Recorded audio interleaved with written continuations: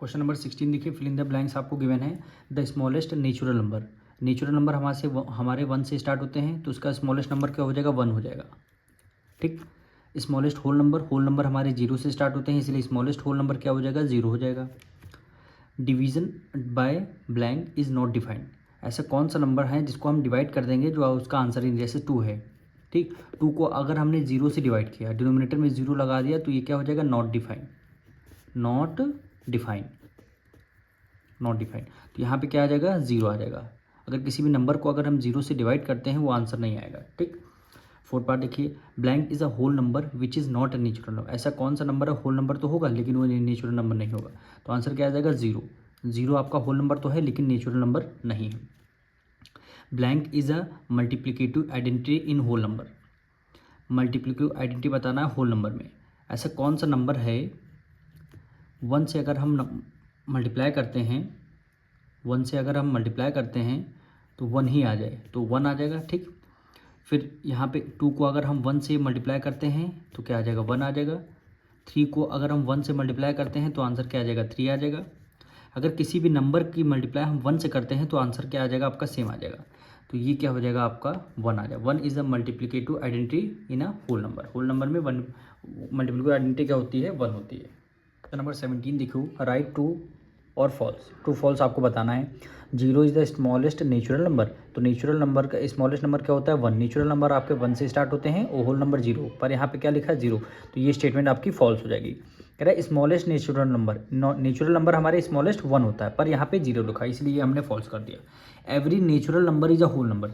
Natural number हमारे 1 से start होते हैं, नेचुरल नंबर हमारे 1 से, फिर 2, फिर 3। सारे जो नेचुरल नंबर होंगे क्या सारे होल नंबर होंगे, सारे जो नेचुरल नंबर हैं क्या सारे होल नंबर हो सकते हैं, बिल्कुल हो सकते हैं, क्योंकि सारे नेचुरल नंबर में होल नंबर आते हैं। Every natural number is a whole number. ठीक। ये स्टेटमेंट क्या हो जाएगी, आपकी 2 हो जाएगी। कह रहा है every whole number. Every whole number का मतलब है होल नंबर में 0 आता है, फिर 1 आता है, फिर 2 आता है। क्या ये सारे होल नंबर नेचुरल नंबर हो सकते हैं, नहीं हो सकते। क्यों नहीं हो सकते, क्योंकि होल नंबर में देखिए आपका 0 आ रहा, पर नेचुरल नंबर में 0 नहीं आता, इसलिए क्या हो गया, सारे होल नंबर आपके कुछ तो हो सकते हैं, आगे 1 के अलावा तो सारे होंगे, लेकिन ये पूछ रहा सारे होल, एवरी, एवरी मतलब प्रत्येक, हर एक, सारे होल नंबर नेचुरल नंबर नहीं हो सकते। तब ये स्टेटमेंट आपकी फॉल्स होती है। सारे नेचुरल नंबर होल नंबर हो सकते हैं, लेकिन सारे होल नंबर नेचुरल नंबर नहीं हो सकते। 1 has no predecessor in whole number. कह रहा है 1 का कोई प्रीडिसेसर नहीं होगा होल नंबर में। तो 1 का प्री मतलब क्या होता है, पहले। प्रीडिसेसर मतलब जस्ट इसके बिफोर वाला नंबर। ठीक है, जस्ट इसके बिफोर वाला नंबर, यानी 1 के पहले कौन सा नंबर आता है, 0। तो 0 आपका होल नंबर है, लेकिन ये कह रहा है नो प्रीडिसेसर, 1 का कोई प्रीडिसेसर नहीं होगा। होगा क्यों नहीं होगा, ये स्टेटमेंट क्या हो जाएगी, आपकी फॉल्स हो जाएगी।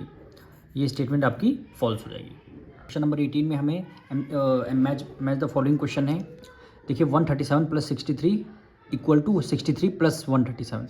यानी आप क्या करेंगे, इसमें क्या है, नंबर तो सेम है पर ऑर्डर को यहाँ चेंज किया गया है। जब भी नंबर सेम हो, ऑर्डर को चेंज किया जाता है, तो उसको क्या बोलते हैं, कम्यूटेटिव प्रॉपर्टी। अब यहाँ पे प्लस का साइन है तो कम्यूटेटिव प्रॉपर्टी ऑफ एडिशन। ठीक। इसके क्या हो जाएगा, ये आपका 4th पार्ट आंसर हो जाएगा। क्या 16 × 25 इज़ अ होल नंबर।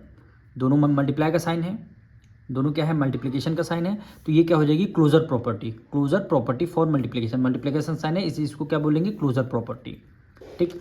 अब देखिए इसका क्या होगा, 365 × 18 = 18 × 360। देखिए फर्स्ट और थर्ड केवल क्या है, प्रॉपर्टी तो सेम होंगी, पर यहाँ पे क्या था, फर्स्ट में ओवर ऑफ एडिशन था, और यहाँ पे क्या हो जाएगा, कम्यूटेटिव प्रॉपर्टी ऑफ मल्टीप्लिकेशन, जो कि आपका सेकंड पार्ट में गिवन है।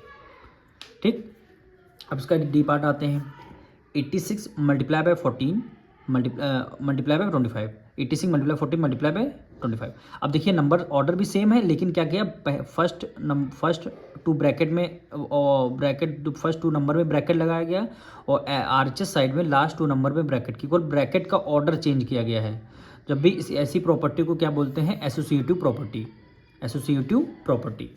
अब लास्ट में देखिए क्या बचा है, 23 × 18 + 5 = 23 × 80 और प्लस 23 × 5। तो ये क्या हो जाएगी, आपकी distributive law of multiplication over addition, क्योंकि इसमें देखिए मल्टीप्लाई भी आपको करना है और प्लस भी करना है, इसलिए मल्टीप्लिकेशन ओवर एडिशन, पहले आप करेंगे मल्टीप्लाई, उसके बाद करेंगे एडिशन।